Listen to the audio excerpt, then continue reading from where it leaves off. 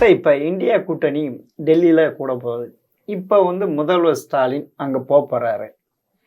உண்மையிலே இப்போ 5 மாநில தேர்தல் நடந்தது. அதில் 3 வந்து பிஜேபி வின் பண்ணி, அதுக்கு காரணம் வந்து உதயநிதி ஸ்டாலின் சொன்ன சனாதன ஒழிப்பு தான் காரணம்ன்ட்டு. அப்படி இருக்கிறப்ப இந்த கூட்டத்தில் அவர் என்னதான் பேசுவார் சார்? இல்லை, அவருக்கு சாதகமாக தான் இருக்குமா? இப்போ இந்திய கூட்டணி பார்த்தீங்கன்னா மம்தா பானர்ஜி அது கொஞ்சம் ஒதுங்குற மாதிரி தெரியும், நிதிஷ்குமார் ஒதுங்குற மாதிரி தெரியுது. இவர் நம்ம ஆம் ஆத்மி தலைவர் கலந்துக்க போகிறதுன்னு தெரியல. இப்படி இருக்கிறப்ப இவர் ஒண்டி தான் கட்டி காக்குறா சார். இல்லை, அதாவது இந்தியா கூட்டணியில் பிரதான பங்கு வகிக்கக்கூடியவர் திமுக தான். ஏன்னா திமுகட்ட 38 எம்பி இருக்காங்க. எங்கே, அதாவது மக்களவையில், மாநிலங்களவை இரண்டிலையும் சேர்த்து காங்கிரஸுக்கு அடுத்தபடியான 3வது பெரிய கட்சி பாராளுமன்றம். அதில் எந்த ஒரு இதுவும் இல்லை சார். அப்போ 3வது பெரிய கட்சி தன்னுடைய இருப்பை தக்க வைக்கணும்னா இந்தியா கூட்டணியில் கலந்துக்கு தானே ஆகணும் சார். இந்தியா கூட்டணி பார்த்தீங்கன்னா இப்போ வந்து இவர் தான் முக்கியத்துவம் கொடுக்குறாரு. மீதி பேரெல்லாம் யாரும் முக்கியத்துவம் கொடுக்குற மாதிரி தெரியலையே. கொடுக்கலாம் பரவாயில்ல, ஆனாலும் கொடுத்தாலும் கொடுக்கவில்லை என்றாலும் காங்கிரஸ் ஜெயிக்கும். காங்கிரஸ் ஜெயிக்கும். எதுல சார்? பாராளுமன்ற தேர்தலில் 2024 ஜெயிக்கிறதுக்கு 100% வாய்ப்பு இருக்கு. அப்படிங்களா? ஆமாம் ஆமாம். ஏன்னா நீங்கள் 2004 வாஜ்பாய் முதலமைச்சர் பிரதமர். அந்த காலகட்டத்தில் காங்கிரஸ் ஒரு கட்சியே எங்கேயுமே தென்படலை. ஆனால் மன்மோகன் சிங் பிரதமராக 10 வருஷம் இருந்தார். 2004 பார்த்தீங்கன்னா இதே மாதிரி தான் 3 இது மத்திய பிரதேச, சத்தீஸ்கர், ராஜஸ்தானில் பிஜேபி வின் பண்ணிச்சு. அதனால தான் முன்கூட்டியே அந்த பாராளுமன்ற தேர்தலை முன்கூட்டியே வச்சாரு வாஜ்பாய். இந்தியா ஒழுகுதுன்னு சொல்லிட்டு தோத்து போயிடுச்சு. அதே மாதிரி ஓடிய நிலைமை இப்போ வருமா? 100% வரும் சார். மோடிக்கு எதிராக ஒரு வலுவான தலைவர் யாரும் இல்லையே சார்? ராகுல் தான் மோடிக்கு எதிரான தலைவர். அது யாருமே கூட்டணி ஏத்துக்கிற மாதிரி தெரியல. கூட்டணியே வேண்டாம். அது எல்லாமே பழைய காங்கிரஸ் தானே. எல்லாருமே காங்கிரஸ் விலகினவங்க தானே. ஆமா சார், காங்கிரஸ்ல இருந்து விலகினது தான் சார். அவங்களுக்கும் ஆசை வருது இல்லை சார்?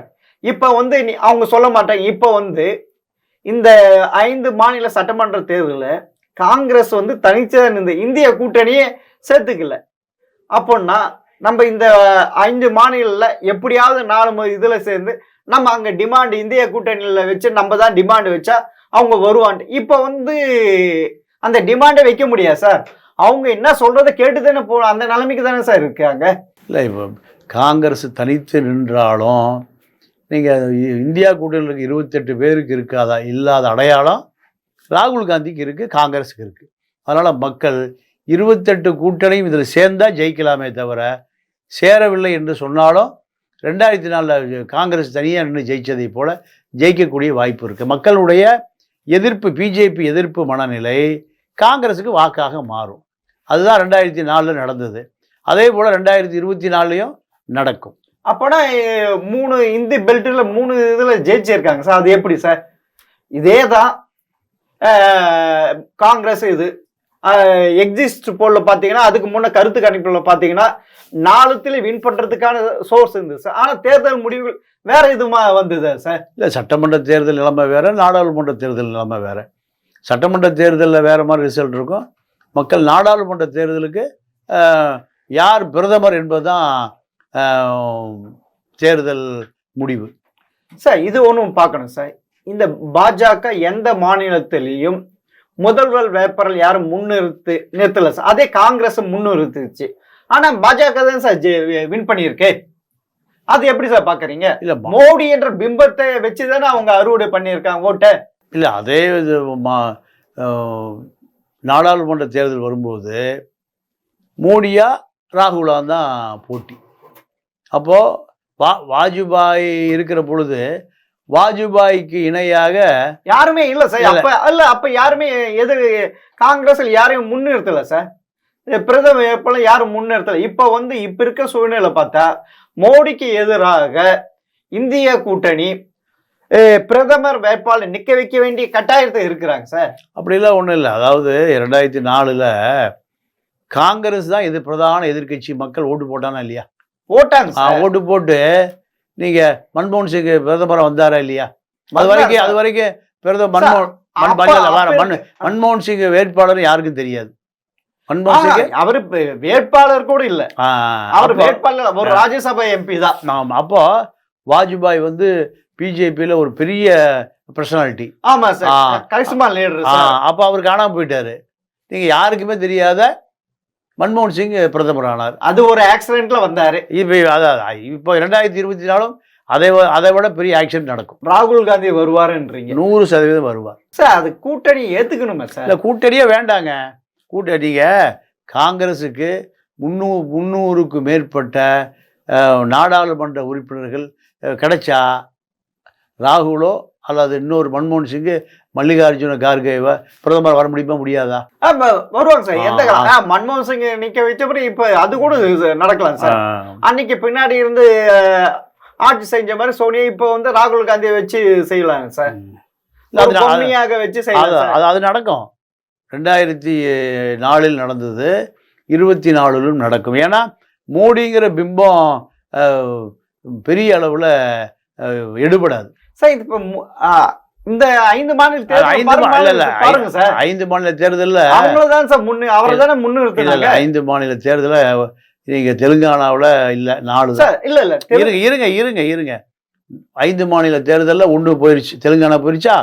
4ல மிசோராமும் இல்ல, 3 தான். தெலுங்கானா பாத்தீங்கன்னா 2 இடத்துல இருந்து 9 தான் வந்திருக்காங்க. 27 அவங்களுடைய பர்சன்டேஜ் ஓட்டு அதிகரிச்சிருக்குல்ல சார். அதாவது யார் அதிகாரத்தில் இருக்காங்க இதுதான் கணக்கே தவிர காங்கிரஸ் கூட்டணி வாங்கிய ஓட்டு பிஜேபி வாங்கிய ஓட்டுக்கு 4% தான் வித்தியாசம். ஆமா சார், ஏறக்குறைய வித்தியாசம் 30 லட்சம் ஓட்டு தான். அப்போ ஆமா சார், அப்போ மக்கள் வந்து இப்போ பிஜேபிக்கு எதிராக காங்கிரஸுக்கு வாக்களிச்சிருக்கானா இல்லையா? ஆமா சார். ஆனா மத்திய பிரதேசத்துல தொடர்ந்து இது இருக்கு, திருப்பி இது வந்து ஆன்டி இன்கம்ஸ் இருக்கு. ஆனா இந்த வாட்டி அதிகமா வின் பண்ணியிருக்காங்க சார். 2018 விட இந்த வாட்டி அதிகமா வின் பண்ணியிருக்கா சார். 2018 நெக்கன் மூவ்மெண்ட்ல வந்தாங்கல்ல. இல்ல மத்திய பிரதேச இப்ப வந்து அது மத்திய பிரதேச காங்கிரஸ் வரும் ஒரு இது இருந்துச்சு. நீங்க இந்தியா என்பது மத்திய பிரதேசம் அல்ல. இந்தியாங்கிறது நீங்க இந்தியா வந்து மத்திய பிரதேசத்தினுடைய முடிவு தான். ஒரு எக்ஸாம்பிள் சொல்றேன். எக்ஸாம்பிளே தேவையில்லை. மாநில தேர்தல் வேறு, நீங்க மத்திய தேர்தல் வேறு சார். எனக்கு இப்போ இன்னொரு சந்தேகம் சார். இப்போ வந்து டெல்லிக்கு போயிட்டு இந்திய கூட்டணியில கலந்துக்க போறாரு. அதே நேரத்துல ஸ்டாலின் இவரை பார்க்க போறாரு. யார? பிரதமரை டேட்டுக்கு கொடுத்து பார்க்க போறாரு. இதுக்கு பின்னாடி பாத்தீங்கன்னா ஏதோ ஒரு அரசியல் இருக்கு சார். இது மிசாம் புயலுக்கு மத்திய குழு வந்து வரப்ப அவங்க பாராட்டினாங்க. இப்ப என்ன தெரியுமா சொல்றாரு? தமிழக கட்சிகளை வந்து இந்த சரியா இல்ல, எங்களுக்கு மத்திய அரசு வந்த குழுவே எங்களை பாராட்டி போயிருக்கு, கன்னத்துல அறிஞ்ச மாதிரி இல்லையான்ட்டு அப்படி சொல்லியிருக்கா சார். இவங்களுக்கு 2 பேரும் ஏதோ ஒரு பின்புலத்தை ஏதோ நடக்குதா இல்லையா சார்? நாளைக்கு இந்தியா கூட்டணி வரலன்னா இழுப்பறையில் இருக்கிறப்ப பிஜேபிக்கு இவ சப்போர்ட் கொடுக்க மாட்டேமா சொல்ல முடியுமா? அப்படி ஒரு நிலைமை தான் சார் இப்ப இதெல்லாம் பார்க்கும்போது இந்த இன்சிடென்ட்லாம் பார்க்கும்போது அப்படிதான் சார் இருக்கு. அப்படியெல்லாம் கொடுத்தா திமுக அழிஞ்சே போகும். ஏன்னா திமுகவுடைய வாக்கு வங்கி முஸ்லீம்கள், கிறித்துவர்கள், கம்யூனிஸ்டுகள், தலித்துகள், இதுதான் திமுகவினுடைய வாக்கு வங்கி.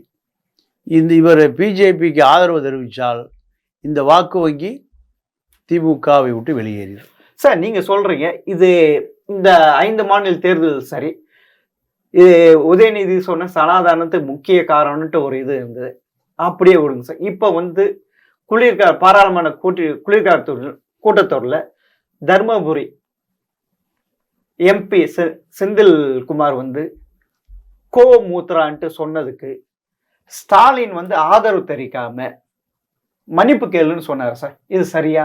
இதுக்கு ஏதோ பின்புலம் இருக்குதா? இல்லை இது வந்து இது திருப்பியும் பாராளுமன்றத்தை இது ஃபயர் ஆகலான்ட்டு அந்த நினைப்புல அது மாதிரி மன்னிப்பு கேட்க சொன்னாரா?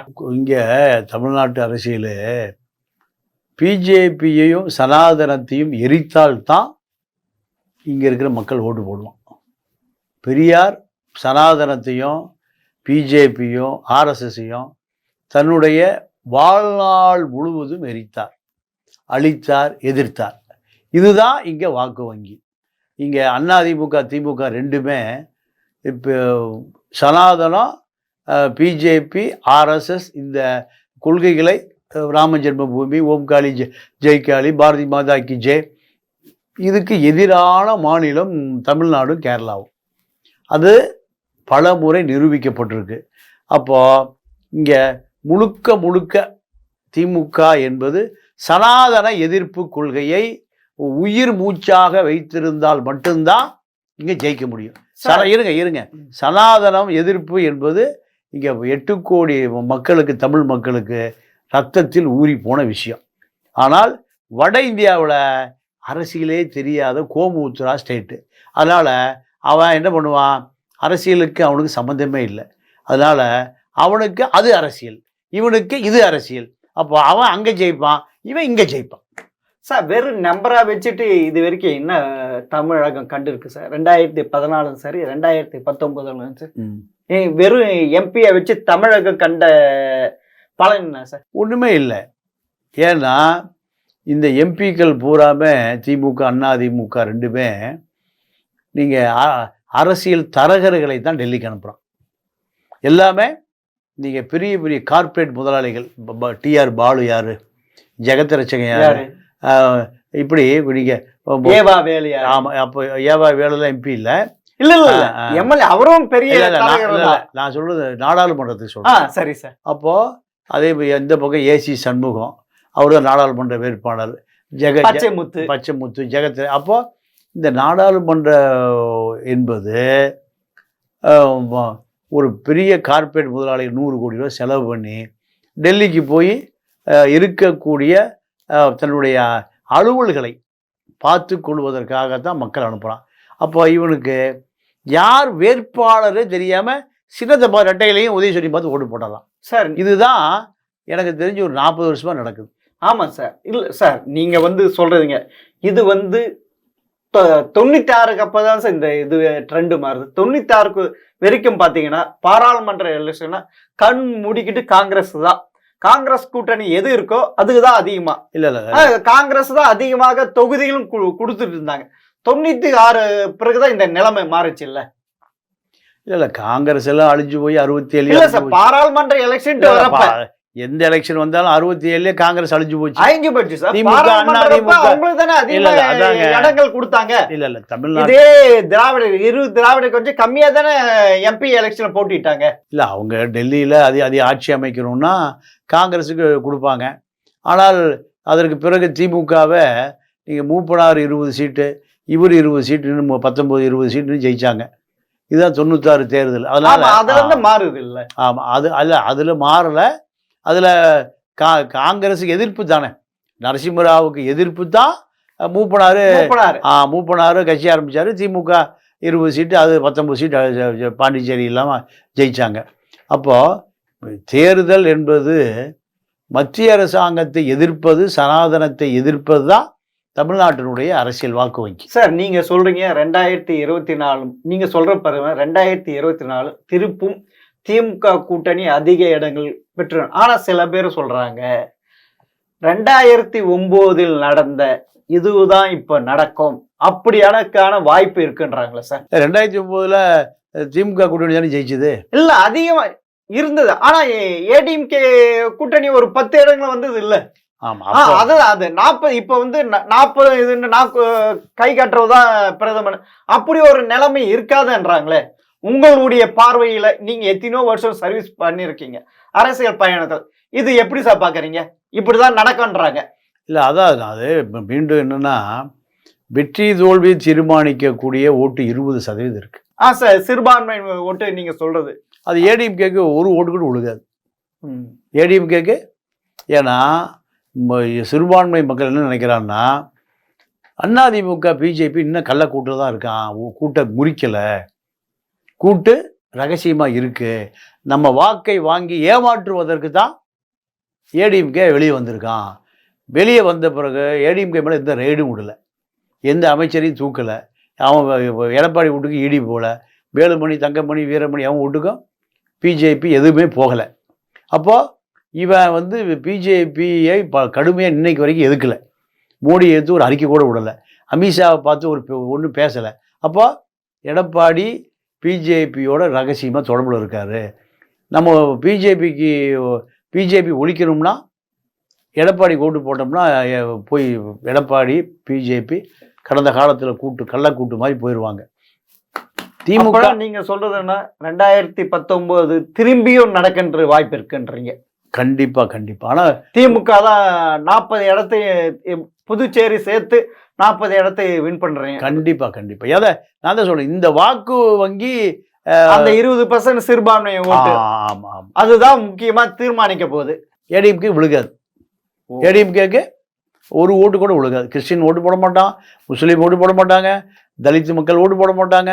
தலித்துலாம் இப்போ படித்த இன்டெலிஜென்ட், காசு கொடுத்தா ஓட்டு போடுற ஆட்கள்லாம் இருக்கு. அவ்வளோ இல்லை. நீங்கள் சிறுத்தை இந்த பக்கம் தான் இருக்குது. சிறுத்தை பெரும்பான்மையாக இருந்தால் ஓடுவாங்க. அதே போல் கம்யூனிஸ்டுகள் இருக்காங்க, பெரியாரிஸ்டுகள் இருக்காங்க, அம்பேத்கர். இந்த முற்போக்காளர்கள் பூரா யாருக்கு ஓட்டு போடுவான்? திமுக கூட்டணிக்கு தான். அதனால் திமுக கூட்டணி நீங்கள் பலமாக ஜெயிக்கலினா கூட ஜெயிக்கும். சரி சார், நீங்கள் சொல்கிறது பார்த்தீங்கன்னா இன்னும் 4 மாதத்தில் தெரிஞ்சு போயிடும் சார். பார்ப்போம் சார். மிக்க நன்றி. நன்றி, வணக்கம்.